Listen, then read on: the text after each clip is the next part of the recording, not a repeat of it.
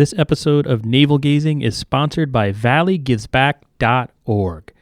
Adding a Valley charity to your estate plan creates a lasting legacy that tells future generations what causes matter to you. Your action will inspire others to follow your lead and make a difference. With a planned gift, you have the power to impact the Valley community forever without affecting your current lifestyle.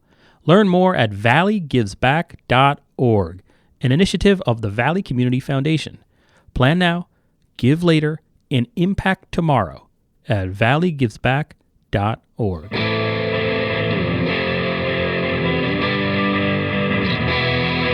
For hundreds of years we've brought you the news. For any info we gave you the clues. Owners' profits were always sky high. Changing market now threatens our lives. Post-literation, critical reading, dumbed down nation, signs have been breeding. TV sucking ideas from our head. Public discourse just about dead. We'll ride the dinosaur. Yeah, ride the dinosaur. Our readers are in the opens each day.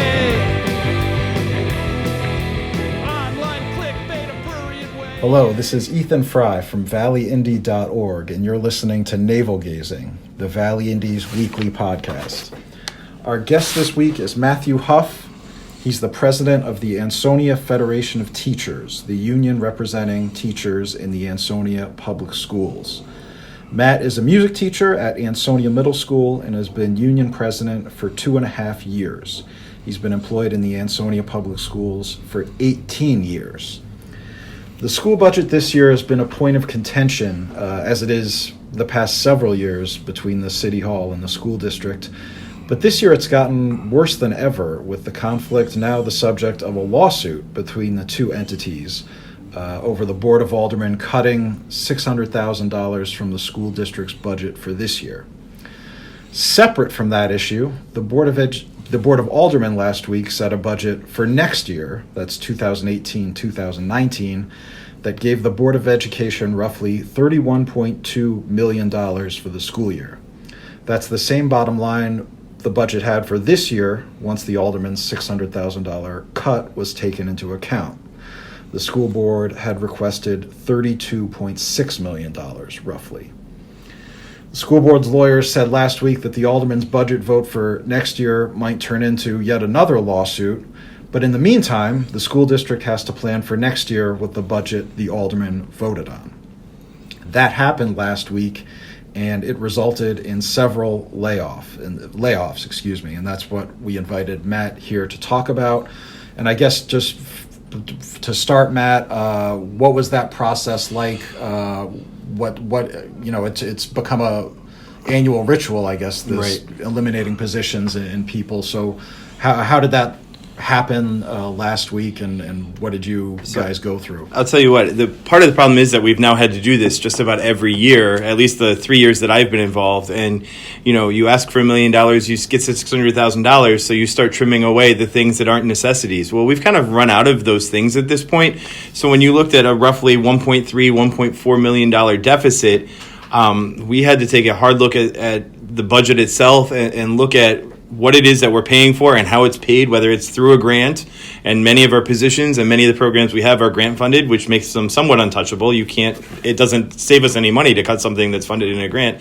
So we literally had to look at every single position, and then we look at our contracts and we look at where we can cut based on seniority. And, we start there. And it actually took us the better part of 3 days to get through this year. It was a nightmare. And do you have I guess we could go school by school maybe, sure. And I guess start by giving do you know what the total number of right. positions eliminated right. and how many layoffs? Right. So one of the reasons that I decided to do this is I think it's important to get accurate information out, and it's sometimes hard to understand because we refer to numbers in two different ways. The first is there were 24 positions eliminated. And so that's kind of the numbers. Oh, I've seen 22 people were laid off. Well, in the end, 17 teachers were laid off as of Friday. And that's because we were able to save some based on retirements and people who had already accepted jobs in other districts, so we were able to shift staff around. So in the end, it was 17 people laid off, and it is 24 positions that no longer exist within our school system. So if you want to go kind of school by school, we'll start with the elementary schools, and we'll look at the elementary schools as kind of one unit. Every grade level we had we had 8 of everything. We eliminated 2. So we had 8 kindergarten classes this year. Next year, we will only have 6. We had 8 first grade class. Actually, we had 9 first grade classes. There will be 6 next year. The exception is for second grade, based on numbers, we will have 7 second grade classes, and then continue 6 third grade classes, 6 fourth, 6 fifth, 6 sixth, which the end result is we're going to have classes approaching 30 in every single class in our elementary school. And then other schools, were they impacted as much, or? The numbers aren't as many, but I think the impact is just as big or bigger. At the middle school, we unfortunately had to cut 1 math, 1 science, 1 social studies, 1 language arts position. So now you take our traditional model of a middle school where you have teams. We had 2 8th grade teams and we had 2 7th grade teams. So we had 4 of each subject. Now we only have 3. We really can't have teams that way. So now we go back to kind of an old-fashioned junior high school model where some teachers may teach 7th grade and 8th grade, and kids will now be traveling all over the building because we can't keep them in our little team pods that kind of limit transitions and, really build relationships within that staff. In addition, at the middle school, we lost a Spanish position and a technology position. So now we also have less kind of extra things for kids to do. And then the high school, were there any effect there? Or? There were. Even the high school, we were forced to look at exactly the number of classes that needed to be offered. So in the end, we actually cut a science class and we cut a math class. There were a couple of, and a special education teacher, I believe, as well as a Spanish teacher lost her job based on the fact that we bumped the person from the middle school to the high school. So there weren't as many at the high school, but again, they're going to have a lasting effect. And the state increased the number of credits our students have to have. So it's going to be a real struggle actually meeting all of the graduation requirements for our students moving forward. And you had mentioned, it's somewhat reduced because in terms of layoffs because of retirements and people taking jobs in other districts. Is there any hope that between now and the beginning of the school year that more of that might happen, that some more jobs might be, or I guess if people have been laid off, they might be invited back if there's some sort of, I don't know how the contract Right, works. so if people leave, we still have to fill those positions. So we actually have a list of callbacks in the order based on seniority, and we will invite people back based on what positions open up. Obviously, that doesn't help us with things like class size. It kind of takes care of those people who we really wish we still had, because we have a very dedicated staff, and we don't want to lose anybody that we've had for up to 4 years. In this case, there were teachers that have been with us for 4 years that unfortunately got laid off. So we would love to invite them back, but that only kind of solves part of our problem. And then you talked about a little in terms of just the mechanics of how all this happens, and it's not. It's not like the administrative staff just like huddles in a room and then comes to you and says like we're laying off this many people.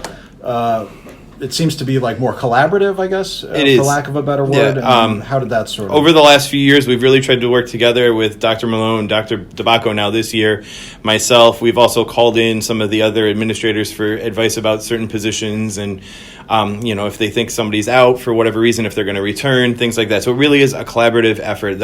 Our Vice President, Megan, was also with me through most of the process. So we were there, working on it from there. We actually had the board's lawyer also this year, which was kind of a new wrinkle, but it made sure that we were doing things exactly the right way and really accounting for every dollar to make sure that we were cutting only what we needed, but to also make sure that we met the goal, which was that $1.3 million.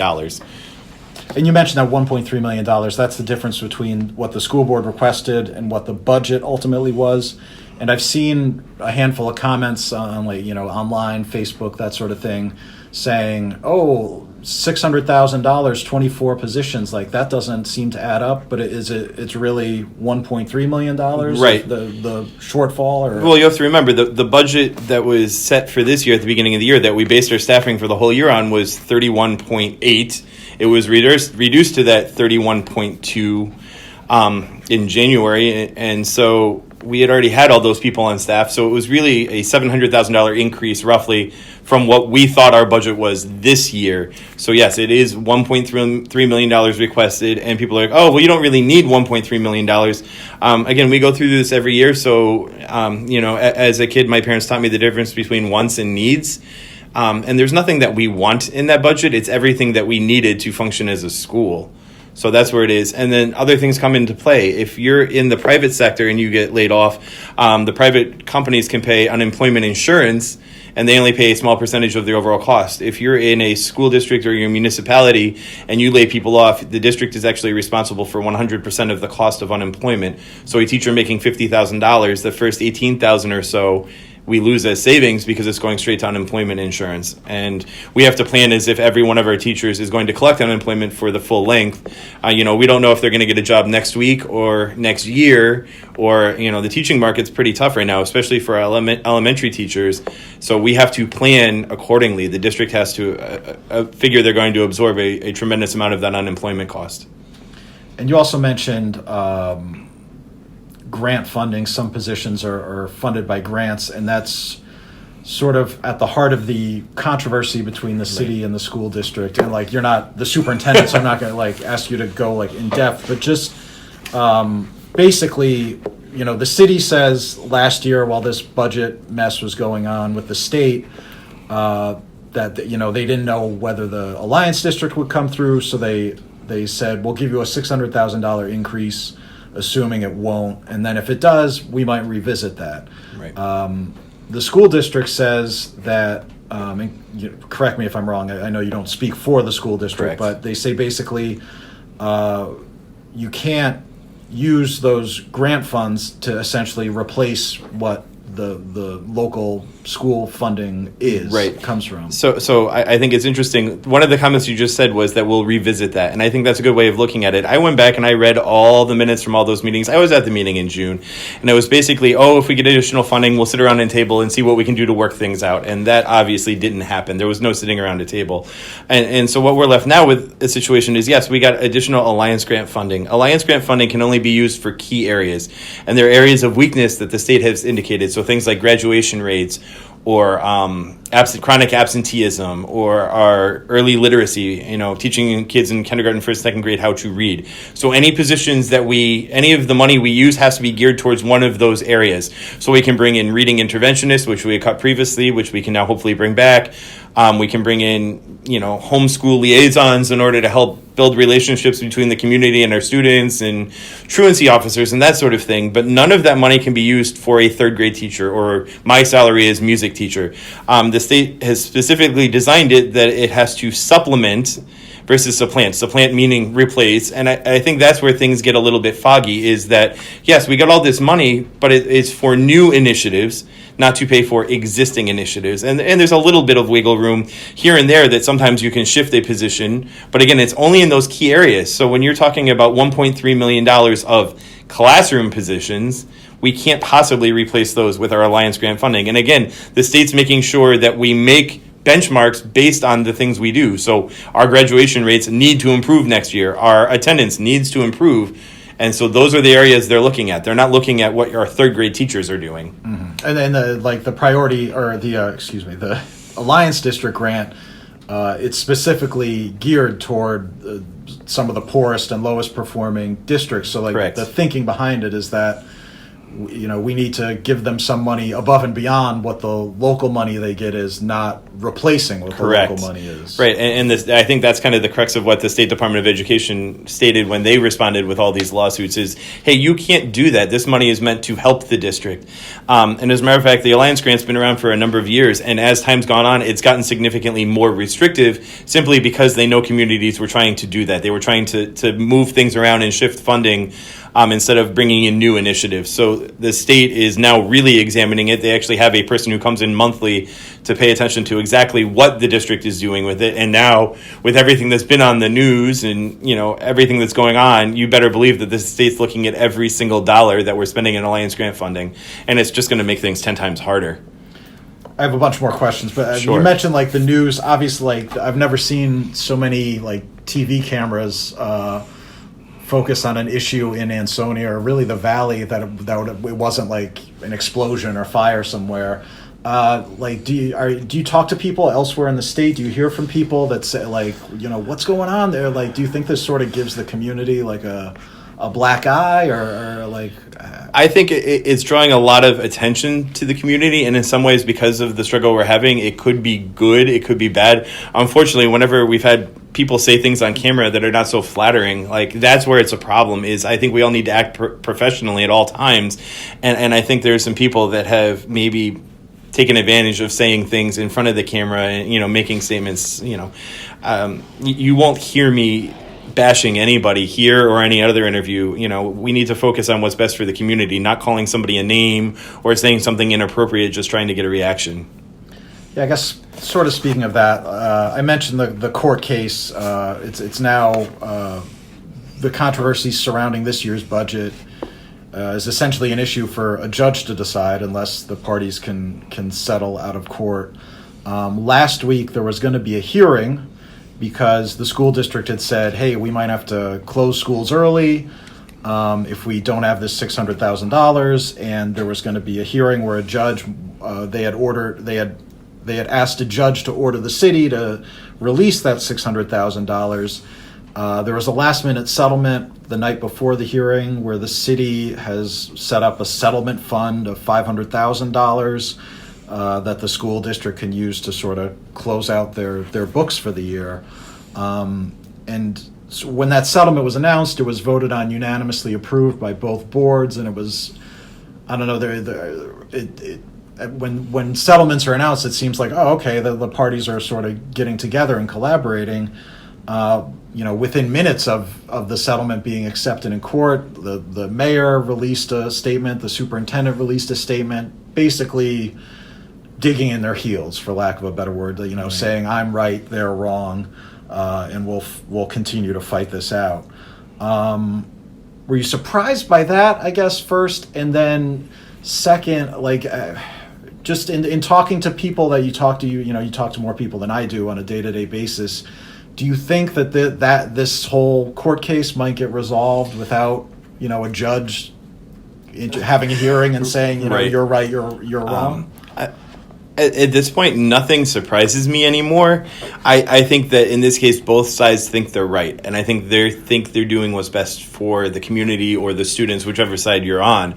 The problem is, though, that the hearing last week was an injunction basically to keep schools open, to force the funding through the end of the year. Unfortunately, that number, that $600,000, has implications on next year's budget. Schools and communities, when they're funded, base the funding on the previous year. You can't just reduce funding from year to year. So by taking away the $600,000 this year, it automatically allowed them to try to take away the money for next year's budget, making next year's budget already at a $600,000 deficit from the school side. And I think that's why we're so passionate about it, is that it's not just implications for this year, it's implications for every year moving forwards. It lowers now the standard funding level for the district. And I'm hopeful that we can come to some sort of settlement, because the court date is October of 2019. So basically a year and a half after the problem happened, we're going to maybe get to some sort of judgment. So I'm hopeful that the sides can come together and find a solution that works. Yeah, that's the minimum budget requirement, Correct. NBR. And then the president of the Board of Aldermen, after the settlement votes, explicitly said, that's why we're accepting the settlement. It's because this doesn't count toward NBR. So it seems that they sort of always had an eye on next year's budget, during this sort of the beginning of this litigation over this year's budget. And in terms of just what's going on in the city, compared to other places, you said you've been here 18 years. Right. I'm sure you talk to other union presidents throughout the state. I'm sure you read the news. Just from my own perspective, I've been at the Valley Indy since 2012. And it's sort of this whole battle sort of reminds me of what was going on in Derby, between when Mayor Staferi was in City Hall and Superintendent Tracy was the school superintendent. There seemed to be this running battle every year over oh, you got grants, so that means we can give you less money, et cetera, et cetera. And it just seemed like, oh my God, this will never get better. And yet now, like, it is, there's a pretty good relationship, it seems, in Derby between City Hall and the school district. Neither Mayor Stafari or Superintendent Tracy are around anymore. Do you think, like, would Ansonia benefit from a sort of a change in personalities in terms of like leadership in either City Hall or the school district or the boards? I mean, it just seems that like if you get the same people butting heads against each other, it's just going to result in the same thing over and over again. I think the biggest problem is that there's very little communication, and there's certainly very little positive communication. And I feel like that instead of having real, tangible conversations about who is impacted by this, the battle is not being waged by necessarily Mayor Cassetti or Dr. Malone. It's being waged on social media, and it's all rumors, and it's conjecture, and it's kind of like a mini version of what's happening nationally with, people screaming about fake news and inaccuracy of statements. And I think that as leaders, people need to make accurate statements. And I think people need to do research on their own, and minutes are available and you can attend meetings.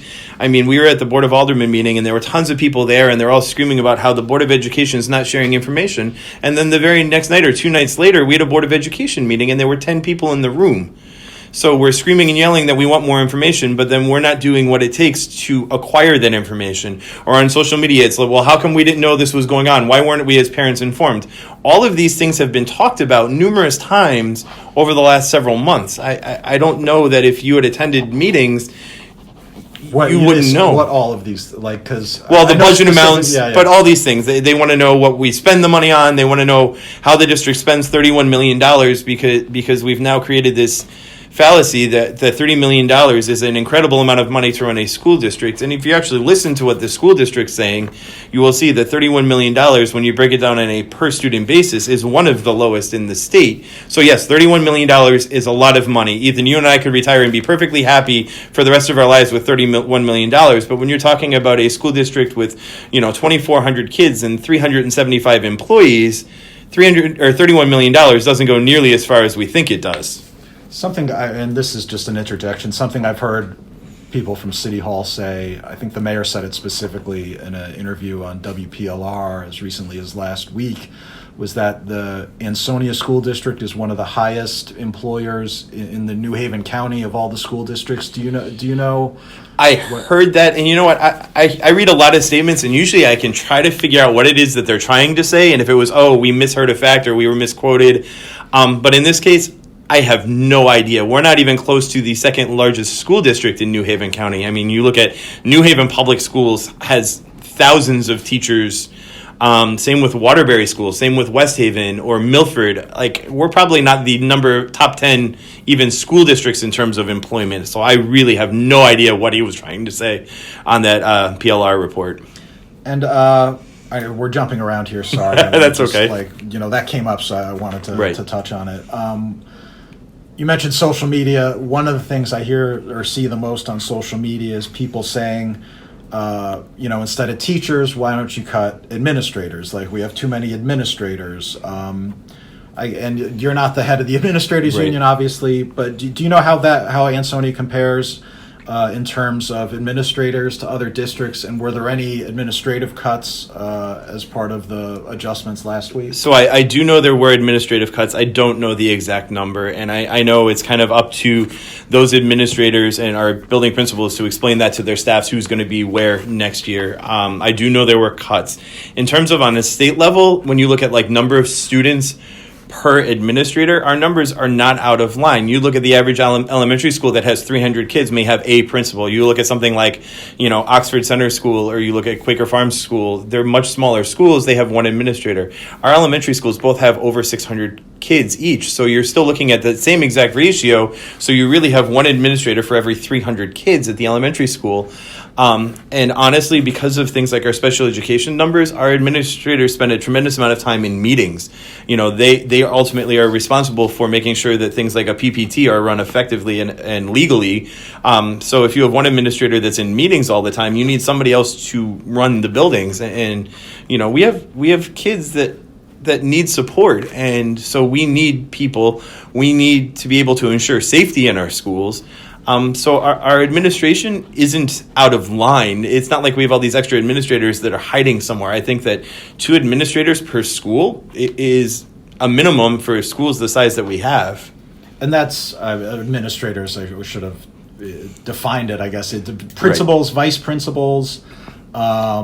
Is it athletic directors? Are they included? Athletic directors, depending on the school district, is sometimes a stipend position. Okay. Sometimes it's an extra administrator. Ours is, Mr. Brockett obviously is in charge of our alternative program as well as being athletic director. So he kind of takes on 2 roles. It doesn't mean he gets 2 full salaries. There's places that an athletic director is getting paid $150,000 a year. That's not the case in Ansonia. And then people like to scream about the superintendent and assistant superintendent. And the simple fact of the matter is, 1, these are not new positions. We've had an assistant superintendent the entire time I've worked in Ansonia, over 18 years now. And a lot of other districts have these positions. Sometimes they just call them something else. There's plenty of director of curriculum. And sometimes they'll go as far as when you go to a Board of Education meeting, they're not there. So people don't realize that they're employed. But if you actually go look at their budgets, they do exist. They're working. They're making even more money than any of ours are making. It just so happens that we're in a district where both of our kind of senior administrators are actively involved in Board of Education meetings and the decision-making process.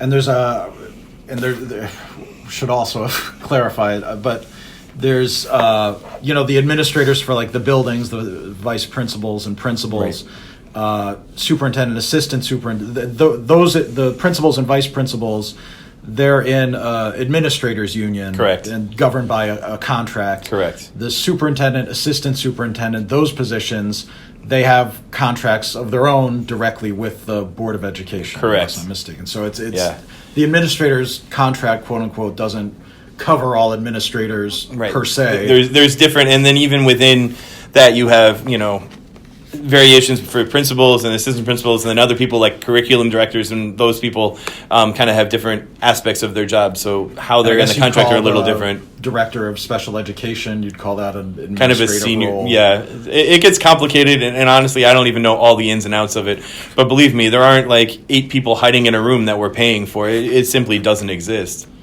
And something else I wanted to touch on, just a comment I saw in passing. Someone was saying, wouldn't a freeze on salaries all around save jobs? Presumably they meant not having any raises. Would that save jobs?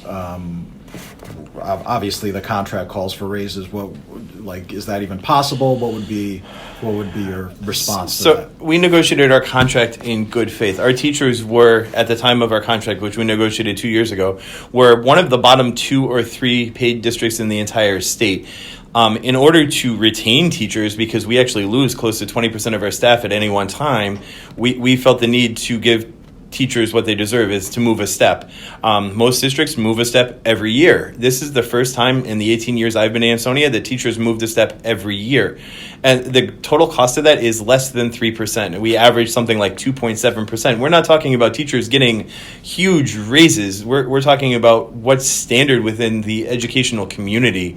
And yes, we would save money, but again, if every single teacher froze, maybe we would save 5 or 6 jobs. But we're not talking about 5 or 6 jobs. We're talking about 24 jobs.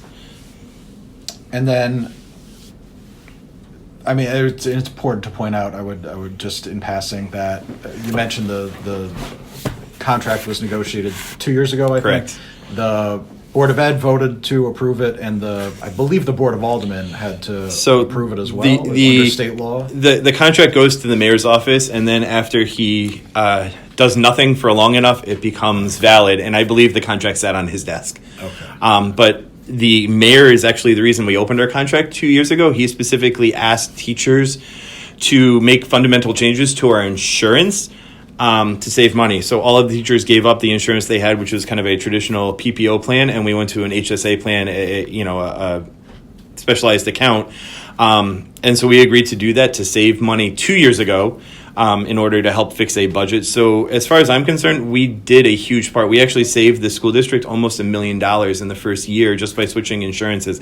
And because of that, as kind of a compensation for changing the insurance that people really didn't want to change, that's probably the only reason, or one of the main reasons, that they actually gave us step movement in all 4 years of the contract. Like I said, which is something we have not had before. I've been in the district 18 years, and I made it all the way to step 14. So, there's been plenty of times our teachers have been frozen, built into our contract. And do you think that, given all this animosity that's been in the air, do you hear from members of your union, I guess, who say, we get beat up all the time, we opened up our contracts, and that's some guy texting me, sorry. No World Cup spoilers, please. But do you hear from members saying, we're getting, beaten up and we made concessions, so, next time we negotiate a contract, we should play hardball and I as think, much as we can? Or? I think we look at it as that our teachers should fight for what we deserve. Again, if standard procedures is some sort of raise on a yearly basis, as our contract lays out based on step movement, then we should assume some sort of step movement every year. And then if times are tough, then we talk about alternates. Maybe it's give everybody a little bit, which we've done in the past as well. But again, our teachers work really hard. Our teachers are still underpaid vastly for the state. And it's tough because we have to compete with schools that are close by. So not only are we competing against Derby, which pays more, several $1,000s more as starting salaries, but we're also looking at the Monroes and the Newtowns and the Sheltons, who all pay more. So it's for a first-year teacher to say, hey, you know what, I can go 10 miles down the road and make significantly more money. There isn't a lot of incentive to stay in Ansonia, especially when you're going to have 30 kids in your kindergarten class next year. Hi, this is Eugene Driscoll, most likely interrupting myself to bring you a message from our sponsor, valleygivesback.org. Adding a Valley charity to your estate plan creates a lasting legacy that tells future generations what causes mattered to you. Your action will inspire others to follow your lead and make a difference. With a planned gift, you have the power to impact the Valley community forever without affecting your current lifestyle. Learn more at valleygivesback.org, an initiative of the Valley Community Foundation. Plan now, give later, impact tomorrow at valleygivesback.org. And I don't report directly on all those communities, but Monroe, I'm guessing the per pupil spending is probably higher. It's significantly higher, and I guess that's just a function of being in southwestern correct. Connecticut. And very simply, again, it's a matter of proximity. I understand that the education is different, the students are different, the community is different in some of those places. But if you're looking at a teacher perspective, where I can go and get a job anywhere, I'm certified to teach in anywhere in the state. If I can go a few miles down the road and make things a lot easier on myself and have smaller classes, we're going to have a really hard time retaining teachers from this point also. And then you brought up Derby, and I wanted to ask you specifically about that because there is a schools regionalization committee that's going to meet for the first time, scheduled to meet for the first time, Wednesday night. And that's basically a committee. Both boards of aldermen in Derby and in Ansonia voted to form this committee. There are members from the boards of aldermen and boards of education in both cities, and then some at-large members, for lack of a better term. And there's like a special honcho from the state who supervises the whole thing, and they're going to study the issue of regionalization for 2 years, basically whether to have a regional school district. If they, after 2 years, decide to recommend this, it would still have to be approved by voters in both cities by referendum. And I guess you mentioned the teachers, and it's two different unions, I believe. Yeah, right? Derby is part of CEA and Ansonia is part of AFT, so it's not even within the same union unit from the state level. So, and then, it gets even more complicated once you leave teachers. Ansonia has Teamsters. We have all sorts of different unions. And so you're not talking about one or two unions figuring out how to combine. You're talking about 4 or 5 completely different union groups all trying to figure it out if we get to that point. And my whole thing is it's a 2-year study. I have no problem at least listening at this point. I try to stay fairly open if there's some benefit, but it's kind of alarming to me whenever the group that was picked from Ansonia, when the mayor brags about, well, I picked people that are all very pro regionalization to be on this committee. That's why they're on the committee. Well, when you form a committee, you want people from both sides of the equation to be involved, because sometimes you miss things. So if everybody's gung-ho pro-regionalization, you may be only looking for the positives and you may miss some of the negatives. And that's my concern, and that's why I'll be following this very closely, and I'll hopefully be at some of these meetings. And I'm sure there will be people from Derby doing the same, because this is a huge consideration. This is not something that can be decided overnight. Like you said, it's a 2-year process just to get through the study. And there's a lot of moving pieces. And quite honestly, if I were Derby right now, I'd be kind of hesitant with all the stuff that's going on and all the negative press in Ansonia. I'm not so sure why they'd want to have a lot to do with us. Yeah, there was a statement back when this whole lawsuit controversy was sort of heating up. There was a Jim Gilday, the Derby Board of Education chairman, tweeted a link to it might have been one of our stories about it, saying, I'm paraphrasing, but it was like, this doesn't exactly make me enthusiastic about the prospect of combining. So, and I'm just if I were a teacher in Derby and I were making thousands of dollars more than a teacher in Ansonia, I'm guessing they're not going to be just cut our salary $1,000. I mean, if anything, it would be an increase of salaries for teachers based in Ansonia. I mean, we're sort of jumping the gun. That's what I said. It's so complicated, and honestly, you're taking 2 school districts that, quite honestly, have both had their times of struggle. Derby's not some amazing school district that everything's going right. Their test scores aren't 50 points higher than ours. The communities are fairly similar. Their student population is smaller. But at the same time, they haven't done absolutely amazing things. I'm sure their teachers are very hardworking, as are ours.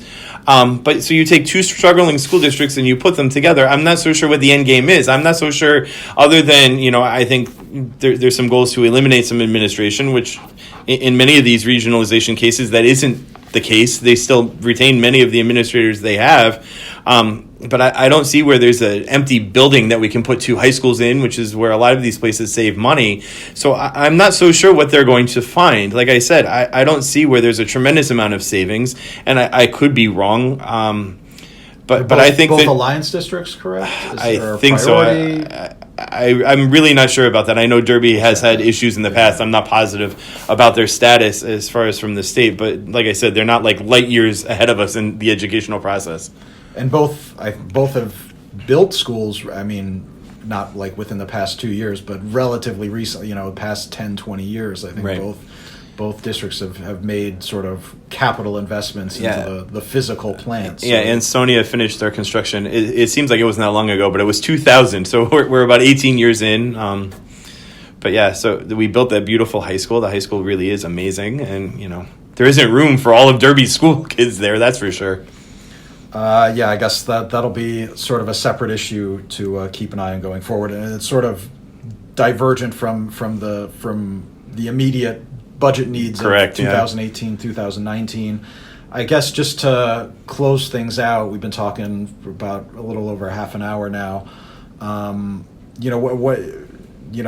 After graduations today for the high school, schools closing out the year, between now and the start of schools again in the fall, do you have any prospects for optimism or how do you address things? So my hope is that the 2 sides can sit down and find a solution that works. I think right now we're at a solution that doesn't work for kids. I think it's very obvious that none of the cuts that were made are good for kids. They're not good for our schools. And I think we need to focus back on the kids. And I said this from the beginning, when they get up there and they're yelling and screaming at these meetings and the aldermen are basically saying, oh, Dr. Malone's not doing a good job managing the money. Well, one, she's not the one managing the money. There's a team that makes the decisions. We have some very qualified people. We've made some changes recently with the addition of Dr. DeBacco and Ms. Jones, who's our business manager, and they're looking at finances in a way that has never looked before to save money. There isn't this huge amount of money in savings. But again, you're punishing the school district because you don't like the superintendent, but it's not the superintendent who's being punished. It's the teachers and the kids that are losing out. It's the kids that are now going to be in huge classes. It's the kids that aren't going to have opportunities that you have in many other school districts. We don't have the number of sports that they have in other districts. We don't have a middle school band program or an elementary school band program. We don't have theater. We don't have, well, now we don't have enough language arts teachers or math teachers, and those are real subjects. I don't think there's another community around other than some of the big cities that even approach 30 kids in a classroom. So we need to have people sit down in a room and say, hey, look, we need to educate kids. We need to provide an adequate education. And I'm at the point for the first time that, every year it's, we'll figure out how to make do. We'll figure out how to teach because that's what we're paid to do. We're teachers. We're going to do whatever it takes. If that means we work a little harder, we work extra hours. Most of our teachers are there well after the contracted end of our days. We're now at the point where we're not sure how we're going to do this. And I think that's what needs to be clear to the public is that this is an extremely daunting task. We're going to lose numerous teachers in the process because they're going to say, I'm not teaching 30 kids in a class. And so we need these parties to sit down and come to some sort of agreement moving forward. The aldermen have to realize that we need to educate kids, and I don't know how we're going to do that at this point. We all kind of have to rise above. I think all of us are professionals, whether it's the alderman, the mayor, the superintendent's office. There's a expectation of being the leaders, whether you're an elected official or you're a paid official. And I think, quite honestly, one side's done a pretty good job of trying to focus on kids and doing their job, and the other side needs to do the same. I think, I did hear that PLR report, and I've heard some of the other statements. I read the statement released from the mayor's office, and we need to do better. We really do. We need to keep our kids at heart, and we need to do what's best for the community and educate our kids. Okay, that's Mat Hough. He's the president of the Ansonia Federation of Teachers, and this has been Valley Navel Gazing on valleyindy.org. Matt, thanks so much for joining us today. Thank you. For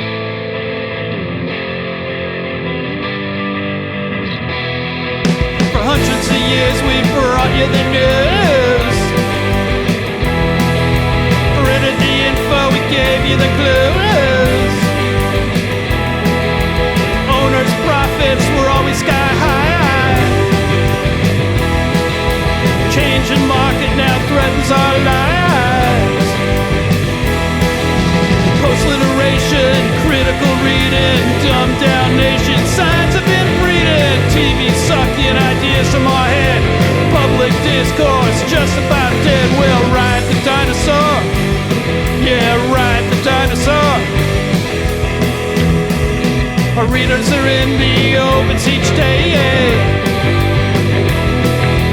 Online clickbait, a prurient way. It's free information here to stay. Not even hookers give it away. Advertising, metastasizing, newsroom shrinking. Constant attrition. We'll ride the dinosaur. We'll ride the dinosaur.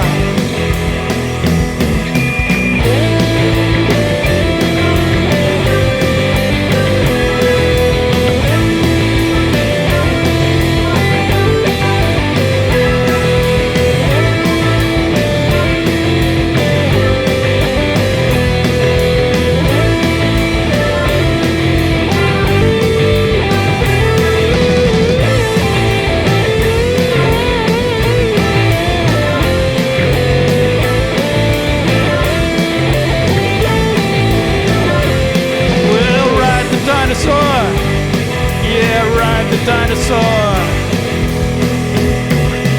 Deadlines, bylines, pictures too. Editorial comment for buck or two. Whoa. Fire down the block, the murder next door. Whoa. And now we wonder what it's all for. Whoa. Social media coming free to you. Funny pages, the mayor's wages, criminal seats, corruption schemes, ink state wretches asking tough questions. Well, ride the dinosaur. Yeah, ride the dinosaur. The presses are running all through the night. We're printing the truth with all of our might. We're platform agnostics, got that interweb too. Buy an ad, see what we can do. We still have subscribers, still have our fans. We're here every day, so give us a chance and we'll make an art stand. Just hold us in your hand, and we'll ride the dinosaur. Yeah, ride the dinosaur.